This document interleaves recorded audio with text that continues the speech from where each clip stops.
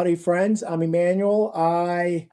Summer 66, day 35. Are you still with me? Yeah, we're getting through it, though. We're getting through it.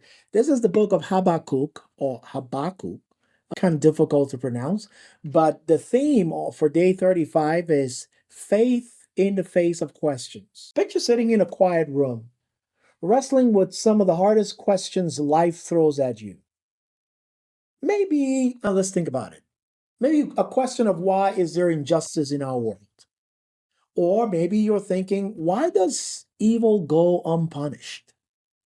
Or you're thinking, where is God when the world is falling apart?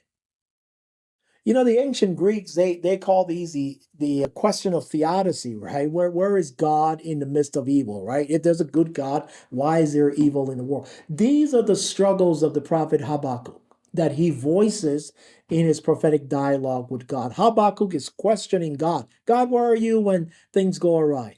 He's living in a time of political chaos and looming over Babylon. Looming is the Babylonian invasion late in the 7th century BC. Habakkuk boldly questions God's justice, but he doesn't stop there. He listens for God to respond. All right. So he doesn't just question God's justice. Most of the time we're questioning God, or most of the time we're praying, right? We pray, we ask God for things, but how often do we stop to listen for God's answers? Okay. So here's a couple of questions that Habakkuk throws at God. Number one is Habakkuk chapter 1, verse 2. It says, how long, Lord, must I call for help, but you do not listen? Okay. Habakkuk chapter 2, verse 4, it says, the righteous will live by faith. And Habakkuk chapter 3, 17 and 18, it says, though the fig tree does not bud, and there are no grapes on the vine, yet I will rejoice in the Lord. So a little bit of the historical content here for Habakkuk. Habakkuk's time was marked by corruption and by violence in Judah and an ominous threat from Babylon. His questions reflect the pain of watching wickedness flourish and wondering if God is indifferent.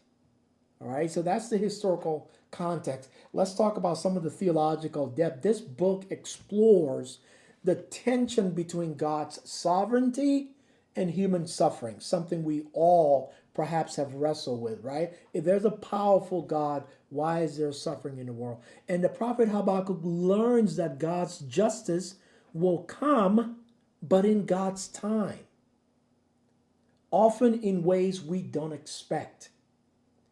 Faith then becomes the bridge over the gap of the unanswered questions that we have in our lives. A couple of practical takeaways. Number one, it's okay to bring your doubts and your questions honestly to God. Number two, faith doesn't always require full understanding.